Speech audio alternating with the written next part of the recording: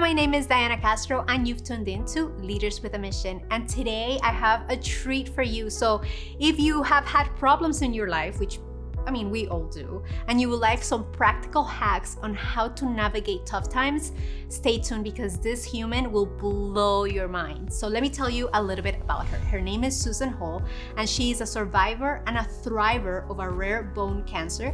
Susan shares battle-tested lessons that help people navigate difficult times with less stress and more joy in life. She's a speaker, a business performance consultant, and the author of Decide Happy, a book that provides people with some sunshine on those dark, rainy days. And with you, Susan. So good to be here, Diana. I'm so excited. Did you like my little introduction? I did. It's a lovely way to start out a conversation. So thank you. I love it. And I want to ask you about the unnameable year. So tell me a little bit about what happened in that year that kind of like cracked you open. Yeah. Well, and sometimes the biggest rocks in our life become our biggest graces, and I could never have known that particular year. But in 2016, I was diagnosed with an exceptionally rare bone cancer on my tailbone, which resulted in the amputation of my tailbone and 2.5 vertebrae in my lower spine. And 6 weeks later, my adorable husband, Tim, ended up in the hospital for a life-saving heart procedure. 2 months after that, while on vacation celebrating progress on our recoveries, I was in a freak accident and shattered my shoulder, separating the ball of my shoulder from the shaft. That was the same year that my beloved dog, Chili Pepper, slipped his collar. He was startled on the walk and ran out in front of an SUV, which struck and killed him instantly. And my father ended up paraplegic. It was just this year of all of these heavy things happening. And I know that some of us have years like that, where there's just so much that stacks on top of so many terrible rocks. And it was 2021, actually, where I had a friend going through a very difficult time. And she asked me, she said, Susan, how did you get through that? I don't want you to just tell me what you did. I don't want you to tell me that I have to think positive. I want you to show me exactly what you did and how you did it. And that became the inspiration for Decide Happy. And I truly believe that the universe has been preparing me for this. I would never wish it on anybody. Don't want to go through it again. But I'm so grateful for the person that I've become because of that. Wow. Yeah. I as I got to learn your story, I was like, like telling God, like, I know you give the best battles to your best people, but like, give me a freaking break, dude. Give me a freaking break. Yeah. Yeah, it's a lot to take. And it is more than just think happy, right? So tell me a little bit more about the philosophy and really how you really got through those total stormy days in your life. Yeah. Well, my background is all corporate training and development. So I've spent my entire career studying human behavior and looking at what inspires people to take action and actually get different results in life. So that's kind of wired. And when my friend asked me to write that letter, I had to get really kind of conscious about what is it that I did. And so I came to some conclusions that year. And one is happiness is a constant decision, right? It doesn't happen by chance. We get up in the morning, our spouse says something that strikes a nerve over breakfast. It's rainy out. The tire on our car is flat. What are we going to do about that? Right? How are we going to feel about that? Are we going to let that unravel our whole day? So happiness is a constant decision. 2, I think happier, more mentally resilient people take actions, whether it's conscious and often unconsciously, to maintain that state. You may not even realize what you're doing, but you're doing specific things. So how can you get clear about them and be more consistent? And then 3rd, it just takes practice. So sometimes, I had a week a couple of weeks ago, and my husband will tell you, and he was pointing out chapters in my book that he was reminding me to read. But sometimes, we have to feel everything. We can't be happy all the time. So it's not about this toxic positivity. It's positivity, rather. It's feeling everything. But when we get tired of feeling stressed or angry or fearful or overwhelmed, we can decide and we can take some actions to feel differently.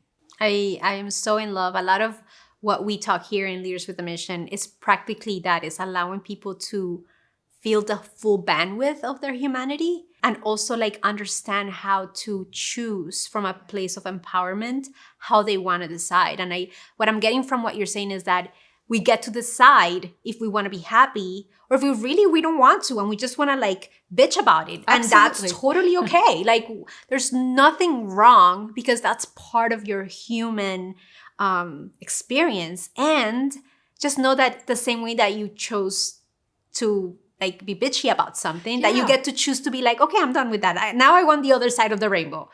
Right, exactly. It's like when we get tired of our own pity party, we can do some things a little bit differently. But the first step is you've got to want to get out of it. And it's hard sometimes. I mean, it feels like there's this heightened sense of tension in the world right now since the pandemic. And, we've all hit the reset button. We're all moving so fast. There's stimulus coming 24/7 from all different angles. And there's a lot vying for our attention. So it's important to take a deep breath. That's actually one of the practices in Decide Happy, is clearing the clutter from our brains.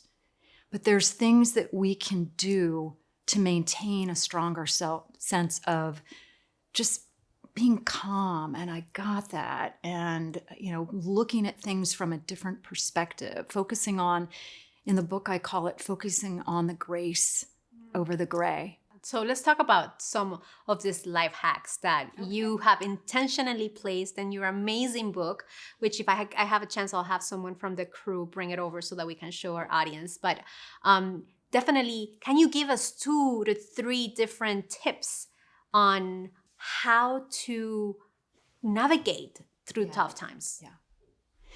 Well, I think I have several go-tos. And there are 20 practices in Decide Happy, all filled with tools and tips. But one of the ones that I go to immediately, because it's fast if we do it well, and that's gratitude. And I know we hear a lot about gratitude, but as simple as it is, focusing on 3 things, just if you're feeling crappy, in fact, my husband and I will look at each other if we're having a tough day and say, okay, 3 things.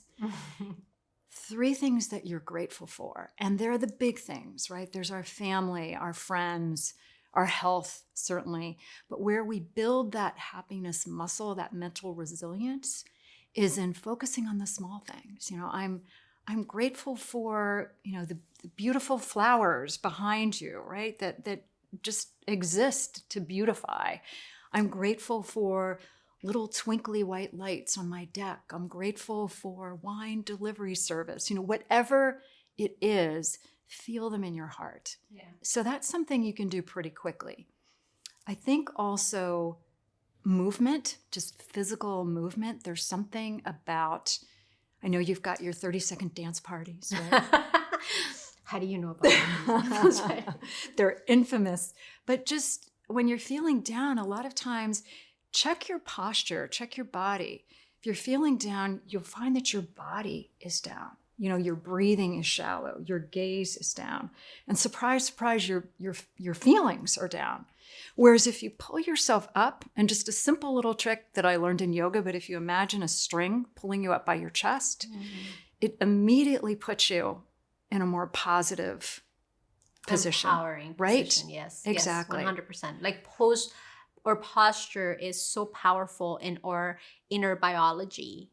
It speaks to it, or glands or body listens. It's listening if we're like down. Exactly. Yeah. And, another one that I really love, and it's such a simple thing, but I call it 3 firsts, which is, if 1 good thing is good, 2 good things is better, and 3 good things is magic. And so you can take the concept of a threefer to take something that's just kind of maybe a chore or a commute, and all of a sudden just bring a little bit more joy to it. So for example, I had a commute to come down and visit with you today, which was fantastic. Traffic all around, traffic jams, stopped here. One of the things that we did to do that is we took a little bit more of a scenic route, gave ourselves some extra time so I wasn't white-knuckled and stressed, took a scenic route to really enjoy the trip. That's one. Another is we stopped at one of my favorite coffee shops, picked up a latte to savor on the way, right? That's two. And then the third one was just listening to some great music, maybe an empowering, inspirational podcast. The news rarely makes us feel fantastic. So if you're having a tough day, don't feel bad, don't feel guilty about turning it off. Savor the coffee, savor the view. Bam, you've got a threefer. You've just made an ordinary experience a little bit better. I love it. It's like paying attention to the small details. And it made me think about something that it made a mind shift with me when someone mentioned it out loud. It's like that when you lose someone, the moments that you really, really miss is the mundane things, the ordinary. Like you miss their hugs, you miss their smell, you miss their awkward facials, like the things that we take for granted, like the little tiny details are the things that are the most meaningful to us. And we go through life thinking that, is that we have to get to the recital and we have to do this and we have to do that. And in the process of living, we forget to enjoy. I think there's been a lot of conversation about being mindful and being present, but how often do we really do it? And so one of the challenges that I hope that people take from Decide Happy, because it's full of just lots of little tips, but think about, where do you want more joy in your life? And just take the moment to savor it and be present in it. And it's a small thing too, but notice the color of somebody's eyes when you talk with them. Like you've got these gorgeous ebony eyes. But when you're in the moment, just appreciate where you are. There's really no such thing as good multitasking. As women, we think we're good multitaskers, but the reality is we're switching back and forth. We're just task switchers. And science tells us that doing that, switching back and forth so quickly, making so many decisions so quickly, is draining on our energy.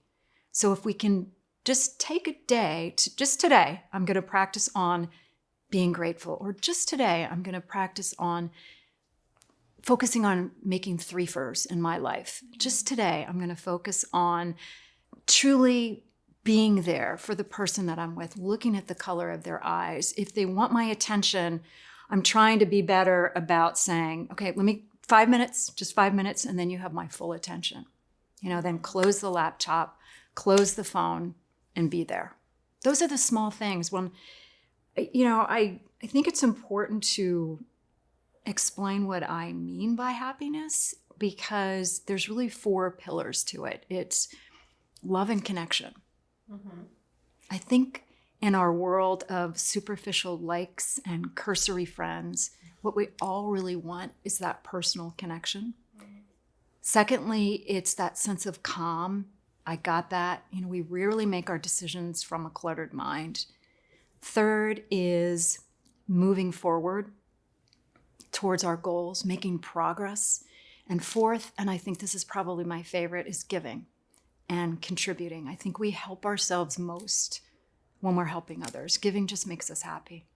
And all of this came from that beautiful year of your life where, in retrospect, was such a moment for you to surrender to the moments. Well, it's a choice, right? It's a choice. I mean, you can take a crappy experience and decide to be bitter about it and angry. And again, you've got every right to feel however you feel. but I don't want to get stuck there.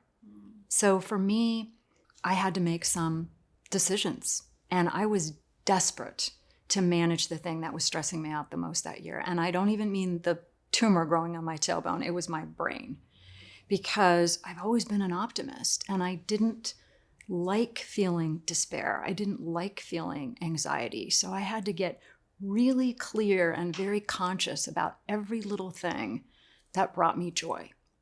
And so, when you say that all of this came out of that one year, I would say that that year brought everything to a head. That year was the test, right? That was that, okay, Susan, how much of a badass are you really, right?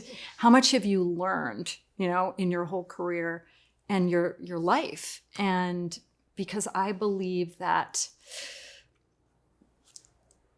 I believe that the universe has been preparing me for this. I truly do. And I think that all of us are on a journey. And if I can help people see how the worst thing that could have ever happened to you can be a gift, and can be a gift to others. Remember, giving makes us happy. That's what it's all about. I love that you say that, because it seems to me that you get to now teach from a place of compassion and understanding rather than from a place of theory. Yeah. Like there is the two trains of thought. Like, yeah, I know because I've read it in books. I know it because, this is what I see in other people. And there's a completely different approach when it's coming from firsthand. It's coming from a place of like, I feel you. This get sucks. it. Yeah. And these practices are battle tested, and I use them every day, and I have to decide every day, just like all of us do.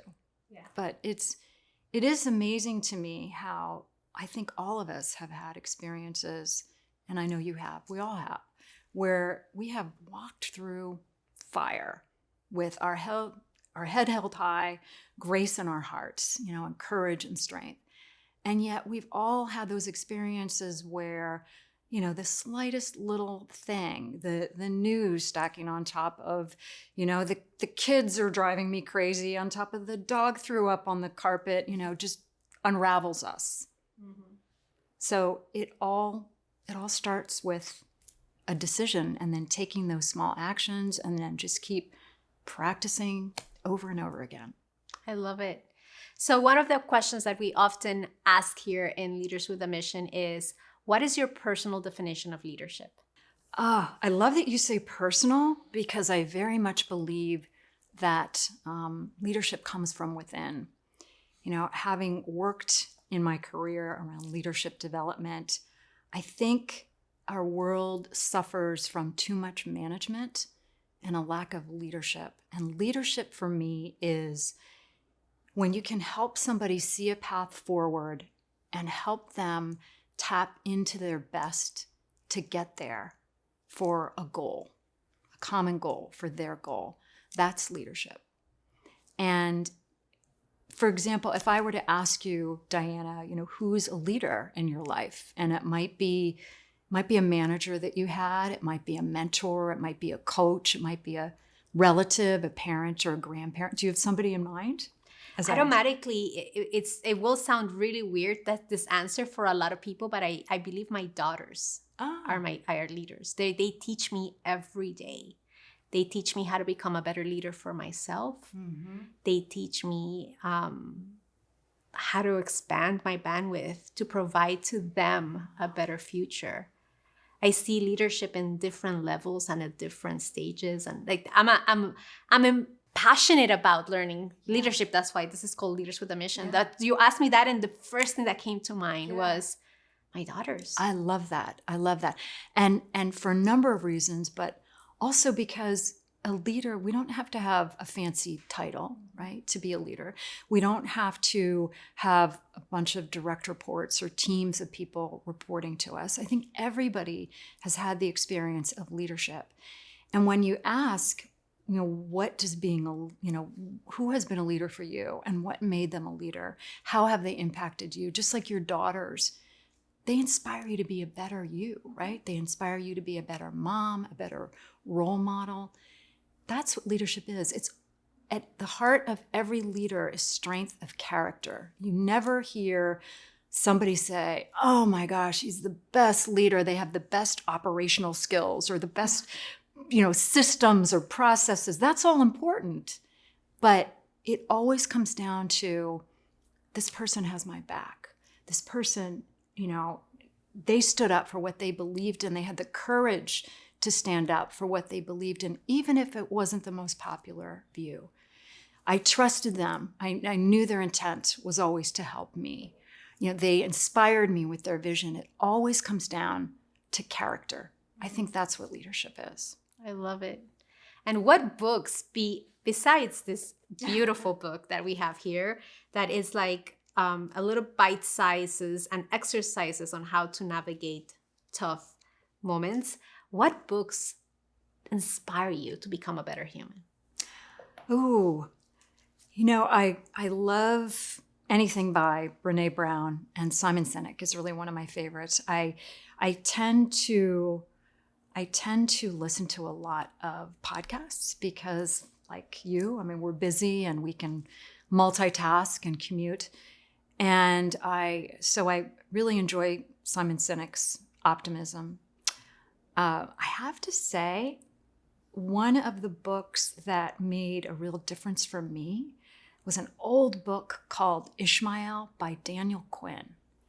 And it is a parable about the world told from the point of view of a gorilla, which sounds bizarre. That sounds interesting. Bizarre, but he is the mentor in the book, about just our place in life, our space in the universe, how humans fit in to the overall, magical world that we have.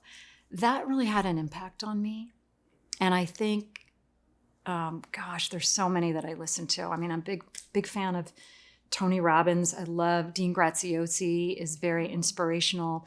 Jenna Kutcher, I don't know if you know her. She is just authentic and real and smart. And I feel like, I think like many of us, I want the tip. I want to know the golden nugget, right? Because we're all busy. And I think she does a really good job of doing that in her podcast too. And Leaders with a Mission. Oh my God, thank you. No, just podcasts. I love that they're fairly bite-sized. You can listen to it on a short commute, a long commute. You can get on the treadmill for 15, 20 minutes. And I feel like I leave inspired. And I also feel like I leave with something that I can actually use in my own life. Oh my God, thank you so much for that.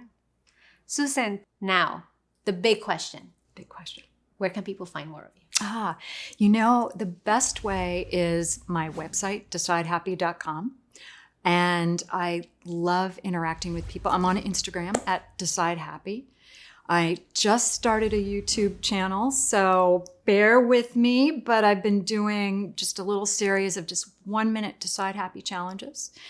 And so those are really the best ways, but reach out to me. If I love, like I said, meaningful connections make me happy. That's what I want to do with this book. That's what I want to do with my speaking, is make those meaningful connections and help people learn simple, practical tools that they can use at any moment for more joy in life. Thank you. We need more of your divine sauce and of your wisdom for people to have a place to, or an activity or something to lean on when things are not so joyful. Yeah. So thank you for that. Thank you. It's such a pleasure. Always. And now for those of you who want to amplify your visibility with the power of video, I'm going to ask you to visit us at forproductions.com, and I'll see you on the next one.